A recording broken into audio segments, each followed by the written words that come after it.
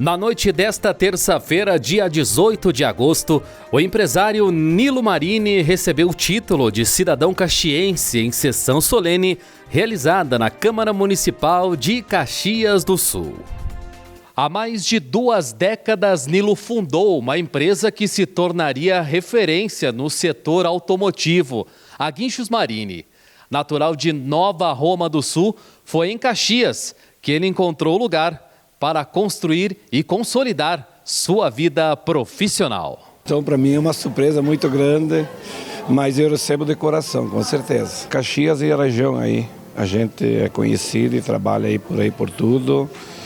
E grato pelo esse prêmio aí. A gente ajuda muita gente, a gente ajuda no quilo que a gente puder.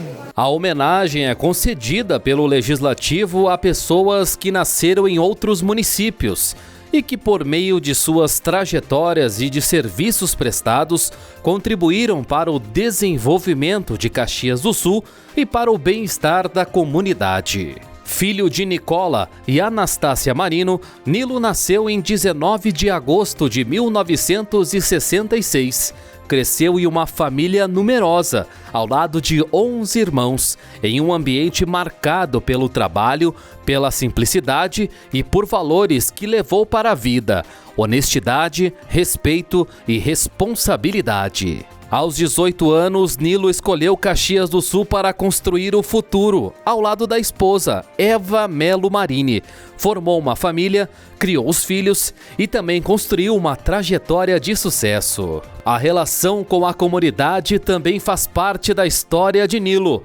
Morador do bairro Fátima, na Zona Norte, ele participa e é um dos principais colaboradores da tradicional festa de Natal da comunidade.